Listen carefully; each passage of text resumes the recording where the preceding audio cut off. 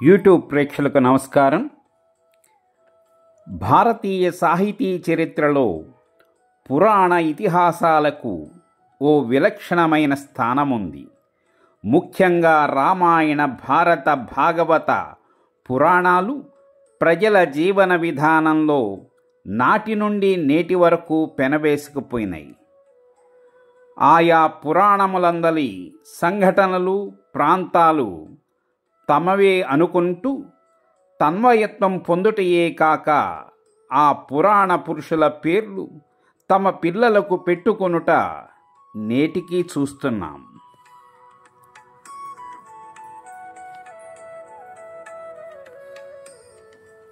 అలాంటి ఒక గొప్ప దేవాలయాన్ని మీకు పరిచయం చేయబోతున్నాను.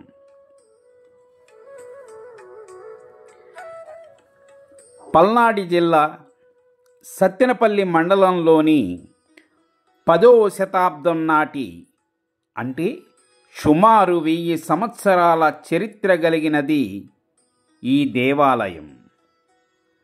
భృగు మహర్షి తపమాచరించి నడయాడిన ప్రాంతమే ఇది. అతని పేరు వల్లే దీనికి భృగుబండ అనే పేరు వచ్చింది. క్రీస్తు శకం 10వ శతాబ్దంలో మట్టి కోసం గుట్టలు తవ్వుచుండగా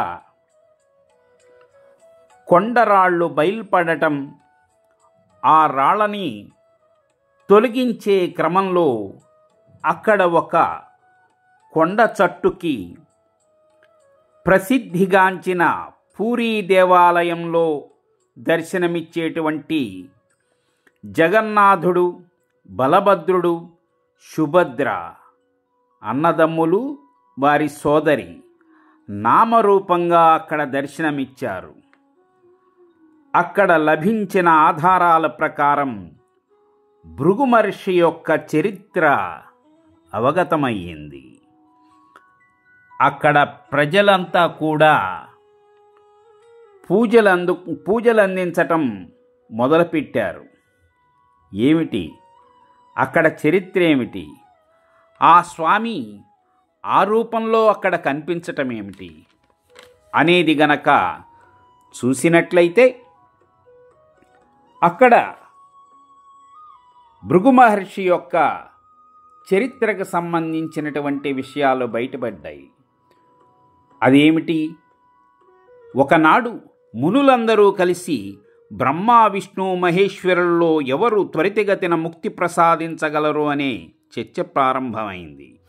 త్రిమూర్తులను పరీక్షించదలిచిన వారు దానికి సమర్థులు ఎవరు అనగా, అప్పుడు బ్రహ్మమానస పుత్రుడైన భృగు మహర్షి అని తలిచి ఒప్పించి పంపించారని అక్కడ చరిత్ర చెబుతుంది. ఆ క్రమంలో బ్రహ్మ దగ్గరికి వెళ్ళటం, ఈయన్ని గమనించకపోవటం, ఆయన్ని శపించటం, నీకు దేవాలయం ఉండదని, పూజలు ఉండవని, అట్లానే శివుని వద్దనికి వెళ్ళగా ఆయన కూడా గమనించకపోవటం, అతన్ని కూడా నిన్ను లింగ రూపంలో తప్పితే పూజలు ఉండవని చెప్పటం, ఆ తర్వాత వైకుంఠానికి వెళ్ళి విష్ణువు గమనించకపోయినప్పుడు ఆయన ఛాతిపై కాలితో దన్నటం, తర్వాత ఈయన యొక్క అహంకారమైనటువంటి చక్షువుని అరికాల్లో నొక్కివేయటంతో అహందిగిపోయినటువంటి భృగు చేసిన తప్పుని తెలుసుకొని ఈ భూలోకంలో ఒక కొండరాయి మీద కూర్చొని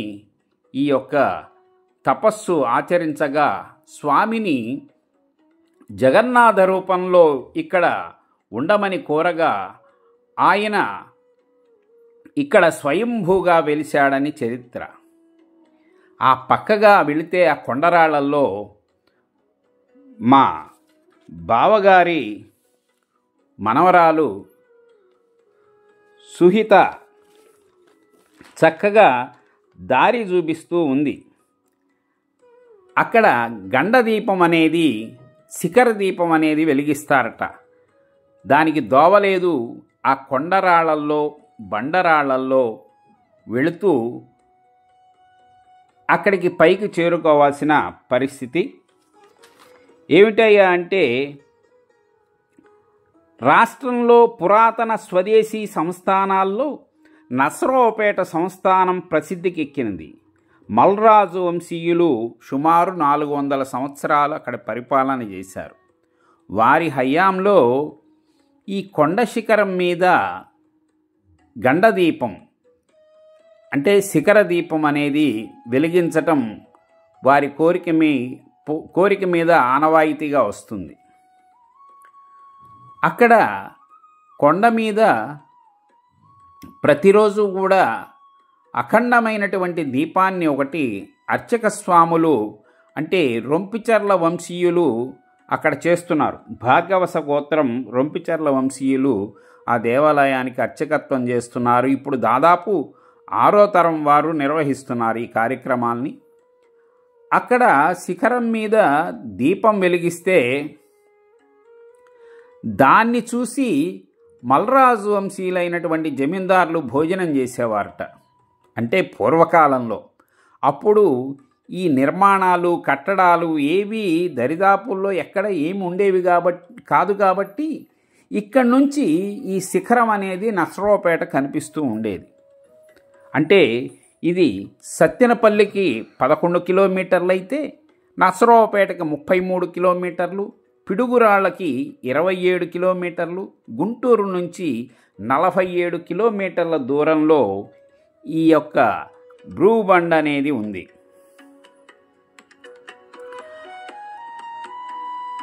చుట్టూ కూడా చక్కని ప్రకృతి, పొలాలు, చెరువులు చాలా అందంగా కనిపిస్తుంది. ఈ శిఖరం ఉన్న రాయికి ఇక్కడికి చాలా వ్యత్యాసం ఉండి వెక్కటం ప్రయాస అవటంతో ఒక 15 సంవత్సరాల క్రితం ఆ 10 మెట్లు కూడా కట్టించారు. ఇదేనండి ఆ కొండ మీద ఉన్న అంచునున్నటువంటి శిఖరం. పైన సుదర్శన చక్రం మనకు కనిపిస్తూ ఉంది. ఆ సుదర్శన చక్రం వద్దే ఈ అఖండ దీపాన్ని వెలిగించేవారు. ఇప్పటికీ కూడా వారానికి ఒకసారి 2 సార్లు భక్తుల కోరిక మేరకు అక్కడ దీపం పెట్టడం అనేది జరుగుతూ వస్తుంది. రొంపిచెర్ల శేషాచార్యుల గారి కుమారులైనటువంటి రొంపిచెర్ల జగన్నాథాచార్యులు గారు ఇప్పుడు అర్చకత్వం అక్కడ. ఇక్కడ 2 సార్లు కళ్యాణం జరుగుతుంది. ఆషాఢ శుద్ధ త్రయోదశి నాడు అంకురార్పణ మరియు కళ్యాణం. రెండవది చైత్ర బహుళ పంచమిన శాంతి కళ్యాణం తిరునాళ్ల వైఖానస ఆగమ శాస్త్ర ప్రకారం శ్రీమాన్ రొంపిచెర్ల జగన్నాథాచార్యులు వారు నిర్వహిస్తుంటారు. తరువాత కార్తీక మాసంలో మన భారతీయ సంస్కృతిలో ఎంతో పవిత్రమైన కార్తీక మాసం.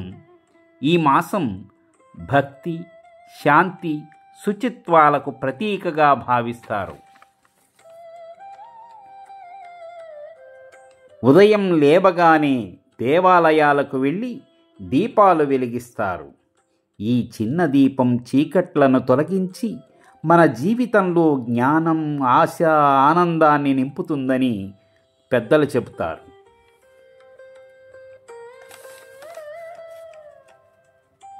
ఈ మాసంలో ఉసిరి చెట్టు చాలా ప్రత్యేకమైన ఆధ్యాత్మిక, పౌరాణిక, ఆయుర్వేద ప్రాముఖ్యత కలిగి ఉన్నది.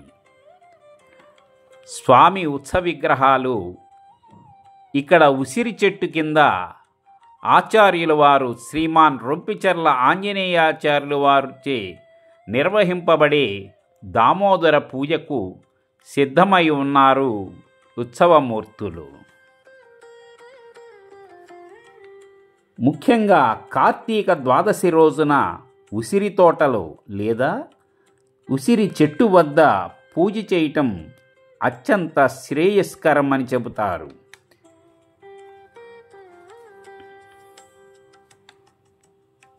ఎందుకంటే శ్రీ మహావిష్ణువుకు ప్రియమైన వృక్షం ఇది. పురాణాలలో దీని ప్రస్థానం ఉంది. కార్తీక మాసం విష్ణు మాసం కాబట్టి ఉసిరి చెట్టు కింద పూజ, దీపారాధన చేయటం అత్యంత పుణ్యఫలదాయకం. మహిళలు కార్తీక ద్వాదశి నాడు ఉసిరి చెట్టు చుట్టూ ప్రదక్షిణాలు చేయటం, దీపాలు వెలిగించటం, అక్కడ దామోదరునికి పూజలు చేయటం పరిపాటి. ఆయుర్వేదంలో చెప్తారు, ఉసిరి పండు తినటం ఆయురారోగ్యాలకు మంచిదని ఆయుర్వేద శాస్త్రాలు కూడా చెబుతున్నాయి.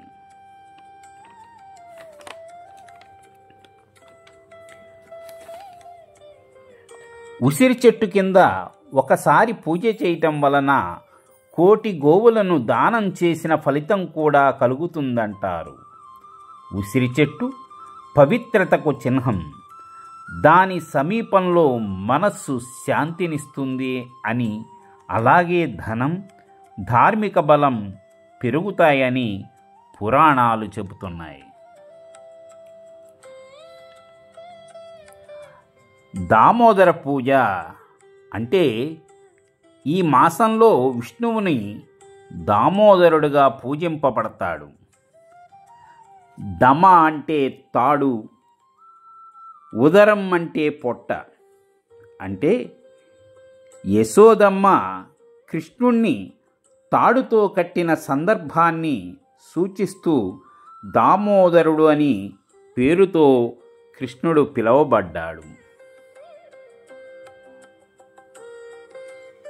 ఈ మాసంలో దామోదరునికి దీపారాధన చేసి తులసి దళాలు, పుష్పాలతో అర్చించటం అత్యంత పుణ్యప్రదం.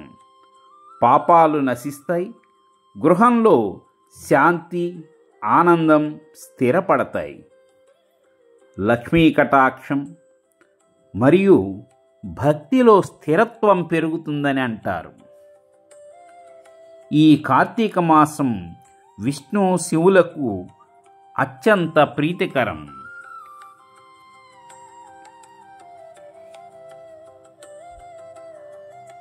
అందమైన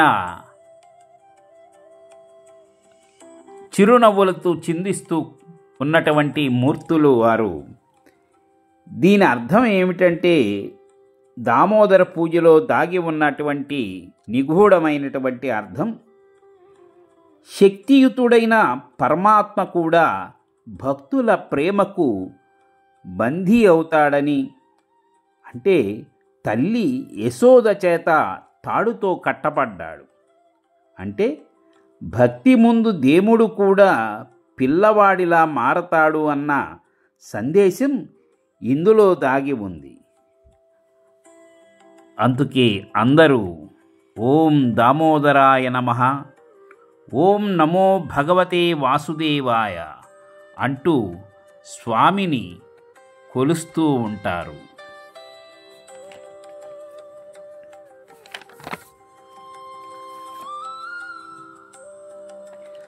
మరలా దీన్ని మరొక పేరు కూడా ఉంది, ధాత్రీ పూజ అని కూడా చేస్తారు. కొంతమంది మేము ధాత్రీ పూజ చేస్తున్నామండి అంటారు. ధాత్రీ పూజ అనేది ఏమిటంటే, ధాత్రి అంటే ఉసిరి చెట్టు, లక్ష్మీనారాయణ స్వరూపంగా భావిస్తారు. మనం చెప్పినట్లుగా ధాత్రి వృక్షంలో లక్ష్మీదేవి మరియు శ్రీ మహావిష్ణువు నిత్యం ఆవాసం ఉంటారని పురాణాలు కూడా చెబుతున్నాయి. ఉసిరి శరీరానికి అమృతంతో సమానం. ఇందులో సి విటమిన్ అధికంగా ఉండటం వల్ల రోగ నిరోధక శక్తి కూడా పెరుగుతుంది. అందుకే అందరూ ఈ కార్తీక మాసంలో అక్కడ భోజనాలు చేయటం, కార్తీక వనసమారాధనలు చేసుకోవటం అనేది చూస్తుంటాం. ఇక్కడ జరుపుతున్న వారు శ్రీ వికనస మండలి సత్యనపల్లి డివిజన్ వారు. అక్కడ వైఖానస పెద్దలందరూ కూడా వచ్చి ఉన్నారు. మహిళలంతా కూడా అక్కడ దామోదర పూజ నిర్వహించారు. తదుపరి ఆ పూజా కార్యక్రమాల జరుగుతూ చివరి ఘట్టంలో మంత్రపుష్పాన్ని స్వామివారికి అత్యంత రమణీయంగా ఘనంగా వారు ముక్త కంఠంతో అక్కడికి విచ్చేసినటువంటి వైఖానస పండితులంతా కూడా చక్కగా మంత్రపుష్పాన్ని స్వామివారికి సమర్పిస్తున్నారు. ఈ సుందరమైన మనోహరమైనటువంటి ఘట్టాన్ని దగ్గరగా ఉండి చూడటం నా అదృష్టంగా భావిస్తున్నాను. ఈ యొక్క దృశ్యాలన్నిటినీ కూడా మీకు ఈ చూపటం వలన ఆ ఫలితాలు మీరందరూ కూడా పొందుతారని, ఆ యొక్క మహావిష్ణువు యొక్క ఫలం మీకు దక్కాలని కోరుకుంటూ